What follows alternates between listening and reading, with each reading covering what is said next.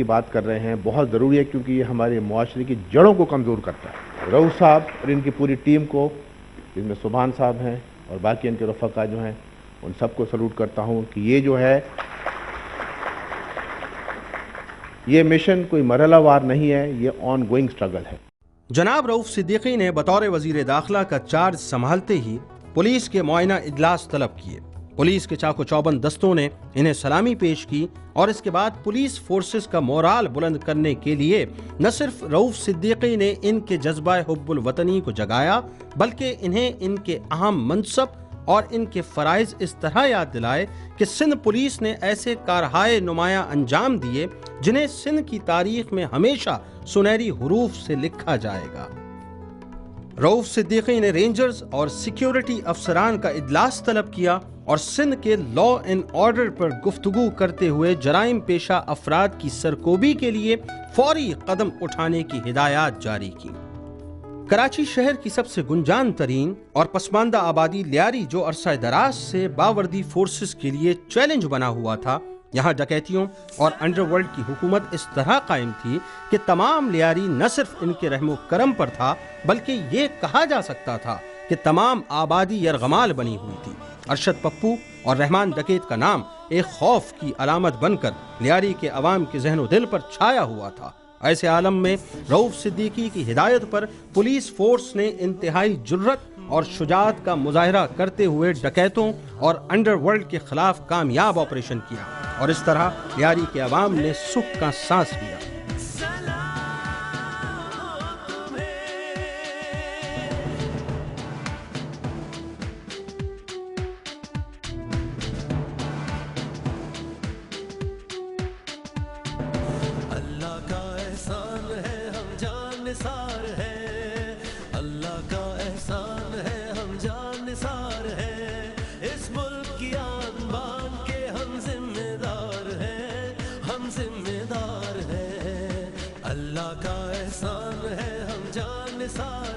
کوئی اچکا ڈاکو بدماش کرمنل پکڑا جائے اور اس کی سفارش کرنے کے لیے کوئی آئے تو اس کی حیثیت کو بالا تار رکھے، اس کو بھی بٹھاؤ بھائی۔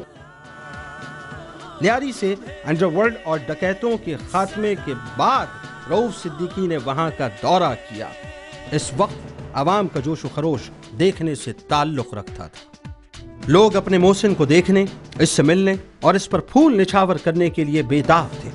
عورتیں، مرد اور بچے خوشی سے تالیاں بجا رہے تھے اور بعض لوگ ڈھولک اور دف بجا کر اپنی خوشی کا اظہار کر رہے تھے، کیونکہ اب لیاری کے عوام خوف اور دہشت سے آزاد ہو چکے تھے۔ یہاں رہنے والے بچے جو اسکول کی شکل کو ترس گئے تھے، اب اپنی درسگاہوں کو جانے کے لیے بے چین تھے، کیونکہ ان کے والدین بھی بے فکر ہو چکے تھے کہ اب کوئی ڈکیت ان کے بچوں کو اٹھا کر نہ لے جائے گا۔ اس طرح لیاری میں روزمرہ کی زندگی اپنے جوش و خروش سے شروع ہو گئی۔ دوسری طرف پولیس فورس کا مورال ہائی ہوا کہ انہوں نے کامیاب ترین آپریشن کر کے لیاری کا امن و امان بحال کر دیا۔ لیاری کی ایک متاثرہ لڑکی نے روتے ہوئے رؤوف صدیقی کا شکریہ ادا کرتے ہوئے کہا، ان دہشت گردوں کی وجہ سے ہم گھر سے باہر نکل نہیں سکتے تھے۔ میں اور غریب دیگر سہیلیوں کی طرف سے ہم آپ جناب سے درخواست کرتے ہیں کہ ارشد پپو دہشت گرد کی ٹارچر سیلوں اور عقوبت خاتون کی مسمار کرنے کا حکم صدر فرمائیں۔ اس موقع پر رؤوف صدیقی نے لیاری کے پرجوش اور پرمسرت لوگوں سے خطاب کرتے ہوئے کہا، ایک جرائم کی دنیا کا بت بنا کے رکھ دیا تھا، اللہ تعالیٰ کے فضل و کرم سے وہ بت آج پاش ہوا ہے۔ رؤوف صدیقی نے نہ صرف دن بھر عوام کے جان و مال اور عزت و آبرو کی حفاظت کے لیے پولیس فورس کا بھرپور ساتھ دیا، انہوں نے رات کو تھانوں پر اچانک چھاپے مارے۔ یہ چھاپے نہ صرف کراچی بلکہ اندرون سندھ، حیدرآباد، سکھر، نواب شاہ اور دیگر علاقوں پر بھی مارے گئے۔ تھانوں کے رجسٹر چیک کیے گئے، روزنامچوں اور FIR کا جائزہ لیا گیا۔ اس طرح تھانے کا عملہ محتاط ہوا اور جھوٹی FIR اور معصوم و مظلوم لوگوں کو صرف تنگ کرنے اور پیسہ ہتھیانے کی خاطر لاک اپ میں رکھنے کا سلسلہ بند ہوا، بلکہ اس طرح تھانوں میں عملے کی حاضری بھی یقینی ہو گئی اور پولیس فورس پر لوگوں کا اعتماد رفتہ رفتہ قائم ہونے لگا۔ इन छापों के दौरान 266 पुलिस अफसरान को अवाम के साथ की जाने वाली ज्यादतियों के सबब बरतरफ कर दिया गया। जुल्म हो रहा है तुम्हारे थाने में, तुम लोग झूठी एफआईआर काटते हो। मेरे घर से 2 किलोमीटर के ऊपर ये थाना और यहाँ ये जुल्म होता रहा। एसआई हो, टीपीओ हो, मुझे हकायत चाहिए। वो सारी सीनियरिटी और जूनियरिटी ऐसी की तैसी होकर है, ये आखिर में जवाब कौन देगा? मैं किसी मुजरिम को बेगुनाह को सजा नहीं होने दूंगा। मुजरिम को छोड़ने के लिए अगर मेरी कॉल दोनों बताओ, आज तक किसी एक छोटे से मामले में मैंने तुम्हें फोन किया कि इसको छोड़ दो। रऊफ सिद्दीकी ने अंदरून सिंध जेलों के विजिट पर भी अपनी तवज्जो मरकूज रखी। उन्होंने कैदियों को सहूलियात की फराहमी के लिए कई इस्लाहात की, खास तौर पर इनकी सेहत और खाने की बेहतरी के लिए जेल इंतजामिया को हिदायत जारी की।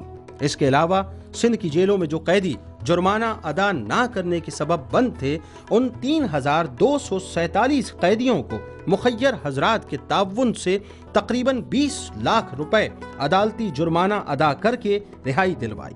गैर मुल्की खवातीन को 10 लाख रुपए के सफरी अखराजात का इंतजाम करके इनके मुमालिक रवाना किया गया। Chief justice of Pakistan mister Iftikhar Chaudhary ने सुप्रीम कोर्ट में वजीर दाखिला सिंध रऊफ सिद्दीकी के इस मुस्ताहसन कदम पर इन्हें शाबाशी देते हुए बाकी तीनों सूबों पंजाब, सरहद और बलूचिस्तान के होम सेक्रेटरीज को हिदायत जारी करते हुए कहा कि वो भी रऊफ सिद्दीकी की तकलीद करते हुए मुखय्यर हजरात के ताउन से इन तमाम कैदियों को जेलों से छुड़वाने में अपना किरदार अदा करें जो ज़र ज़मानत अदा ना करने के बाइस कैद हैं।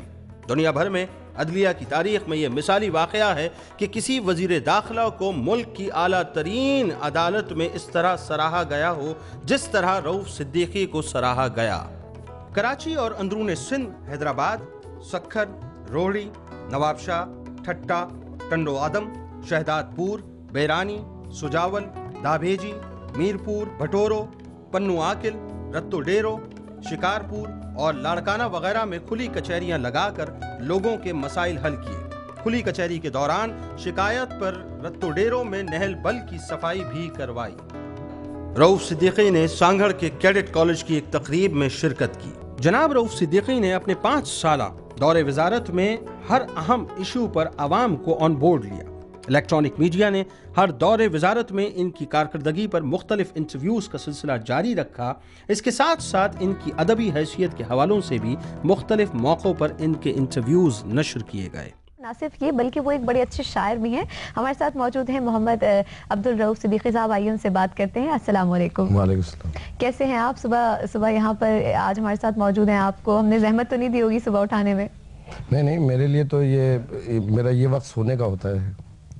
पूरी रात में जगता रहता हूँ। ये 6-7 बजे के करीब है, उस समय मैं सोना शुरू करता हूँ और फिर 8-10। तो ये रात में जो आपने कहा कि आप जागते रहते हैं, इसकी वजह तो नहीं आप शायरी वगैरह कर रहे होते हैं या बाकी के काम जो है वो निपटा रहे होते हैं इस वजह से?